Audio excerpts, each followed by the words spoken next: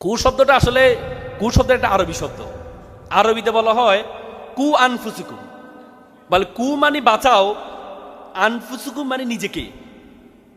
তার কু আনফুসুকুম মানে নিজেকে বাঁচাও, তার মানে কু শব্দ হচ্ছে নিজেকে, মিল্লা মানে জাতি। কু শব্দ হচ্ছে বাঁচাও, আর মিল্লা মানে জাতি। কুমিল্লা মানে যে জাতিকে বাঁচায় তার নাম কুমিল্লা, মনে হয় নাকি? আবার বলে কুম, ওনারা একটা ব্যাখ্যা দেয় কুম লিল্লা, যারা জাতির জন্য দাঁড়িয়ে, কুম মানে দাঁড়াও, লিল্লা মানে আল্লাহর জন্য, যারা আল্লাহর জন্য দাঁড়িয়ে যায় তাদের বাড়ি কুমিল্লা নাকি? ওই একটু আগে ভাইয়ের সাথে আমি গাড়ি করে এই খেলা শেষ করে এতে আসছিলাম, তখন উনি বললো যে ইতর বলা হয়। তা আমি বললাম ইতর তো একটা এলিভেশন আছে। ইতর মানে গ্রেটার কুমিল্লা ছিল, চাঁদপুর ব্রাহ্মণবাড়িয়া কুমিল্লা মিলে গ্রেটার কুমিল্লা ছিল। ই মানে হচ্ছে চাঁদপুরের ইলিশ, ত মানে হচ্ছে ব্রাহ্মণবাড়িয়ার তরকারি, আর র মানে কুমিল্লার রসমালাই, এই তিন মিলে ইতর।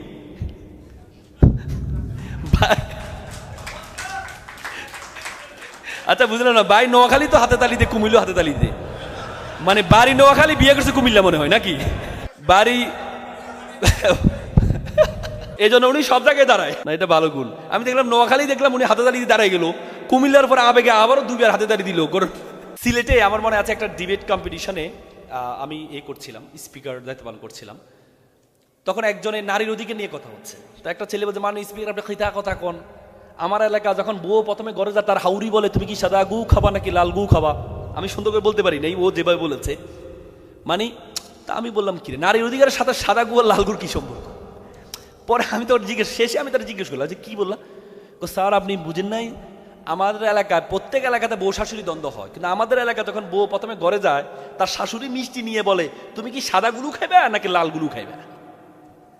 তো সে বললো কি, আমি বুঝলাম কি, সাইফুর রহমান সাহেব, সাবেক অর্থমন্ত্রী, নাম শুনেছেন? সাইফুর রহমান সাহেবের সাথে একবার আমরা দেখা করতে গিয়েছিলাম, আমি তখন ঢাকা বিশ্ববিদ্যালয়ে ছিলাম। আমরা একটা প্রোগ্রামে ওনাকে ইনভাইট করব। তো যাওয়ার পর উনি বললো এক কাজ করো, তোমরা সোয়েটার পরে আসো।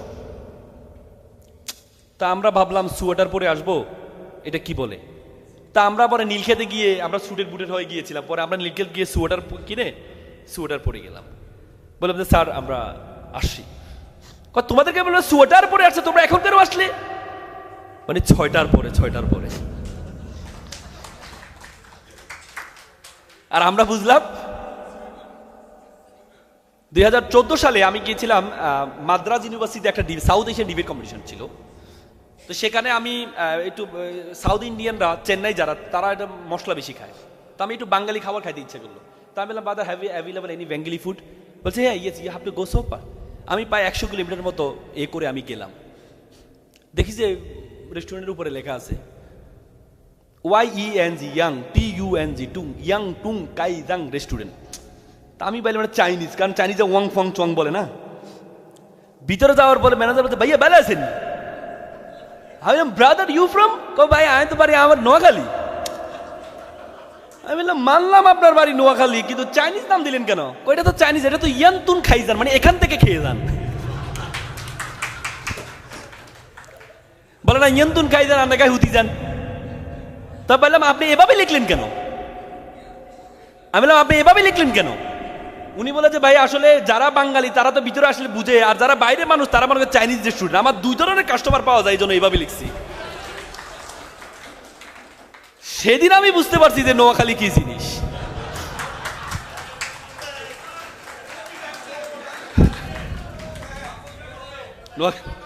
নোয়াখালী বিভাগ হয়। আচ্ছা ঠিক আছে, আচ্ছা যাক, ওইটা অন্যদিকে চলে গেলাম। তার মানে আপনি কথা বলার জন্য আপনার আঞ্চলিকতাটাকে দূর করতে হবে। আঞ্চলিকতা দূর করার জন্য আপনাকে বলে যে আগে বাংলা ভাষার গাঁথুনি, পরে বিদেশি ভাষার পত্তন। আগে বাংলা ভাষার গাঁথুনি দিতে হবে। বাংলা ভাষা যদি আপনি ভালোভাবে না বলতে পারেন, আপনি অন্য ভাষাও ভালোভাবে বলতে পারবেন না।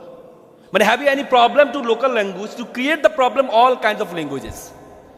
বাংলা ভাষায় সমস্যা হলে আপনার ইংরেজিতেও সমস্যা হবে। আমি দিনাজপুরে একটা প্রোগ্রাম করছিলাম, একটা মেয়ে পিছন থেকে হাত তুলে অনেকক্ষণ, আমি প্রায় 2-2.5 ঘন্টা ধরে বক্তব্য দিচ্ছিলাম। একটা মেয়ে পিছনে হাত তুলে বললো স্যার আমার একটা কথা আছে। তাই বললাম তুমি আমাকে কি মাইন্ড করছো, তুমি আমার স্যার ডাকলা?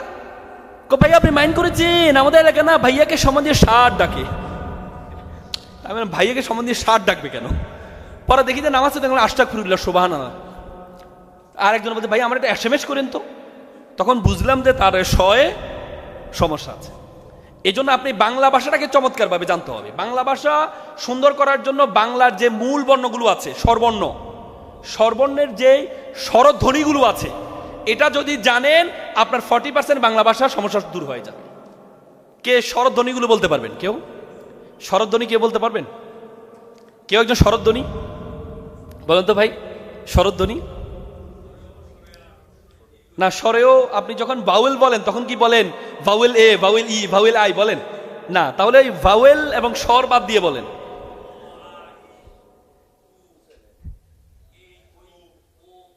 স্বরধ্বনিগুলো হয়েছে আপনার, কিন্তু স্বরধ্বনি একটু বেশি হয়ে গেছে। বসেন, সুন্দর হয়েছে।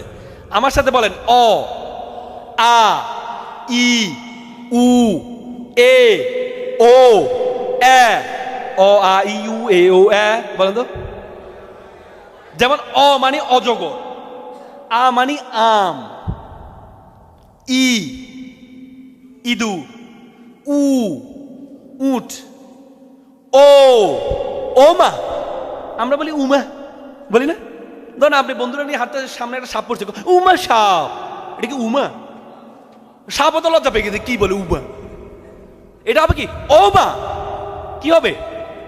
ওমা। ওরে বাবা, আমরা উরি বাবা, উ উ না, এটা হবে কি ও, ওমা। আর এটা উ উঠ, উঠো। দে এ বলি না, দেশ, আমরা বলি দেশ, বাংলাদেশ না, দেশ। সব করলো শেষ না, শেষ, শেষ করলো। তাহলে এই যে স্বরধ্বনি যদি আপনি বলতে পারেন, তাহলে বাংলা ভাষার 40% সমস্যার সমাধান। আমার সাথে বলেন অ, আ, ই, উ, এ, ও, এ। অ, আ, ই, উ, এ, ও, এ। অ, আ, ই, উ, এ, ও, এ। যেখানে যাবেন, যেখানে যাবেন সেখানে এভাবে যদি আপনার মুখটাকে আপনি কন্ট্রোল রাখতে ও পারেন।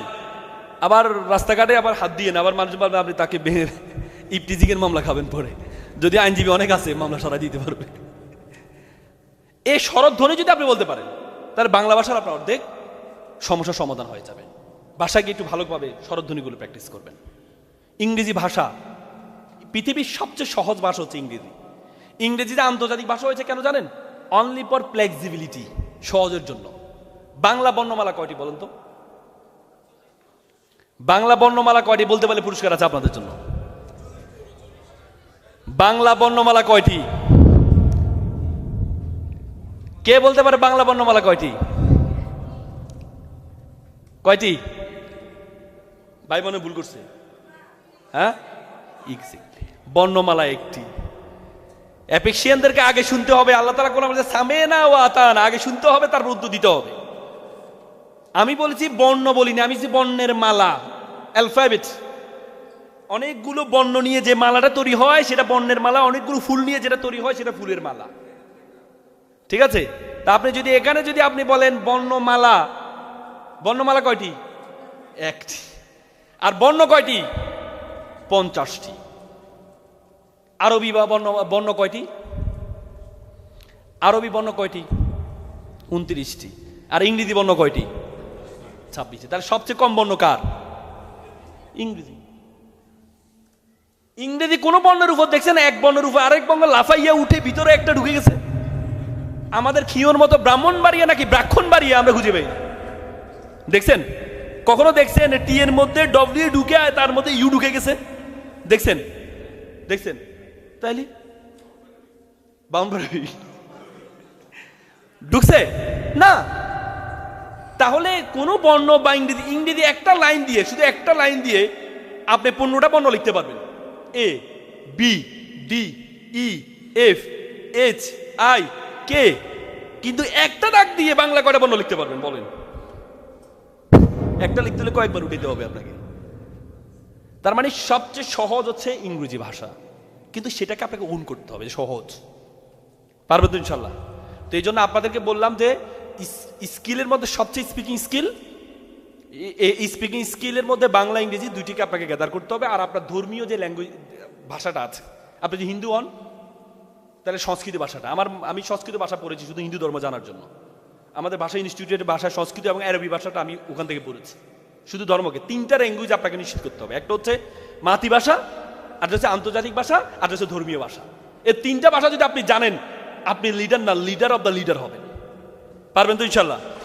পারবেন তো? আরেকটা হচ্ছে কমিউনিকেশন স্কিল। নতুন নতুন মানুষের সাথে যোগাযোগ, নতুন নতুন মানুষের সাথে পরিচয় হবেন। মনে রাখবেন, কখনো দেয়াল তৈরি করবেন না, সবসময় ব্রিজ তৈরি করবেন। ব্রিজের মাধ্যমে নতুন নতুন মানুষের সাথে দেখা হবে, নতুন নতুন মানুষের সাথে পরিচয় হবে, নতুন নতুন মানুষের সাথে সম্পর্ক তৈরি করবেন।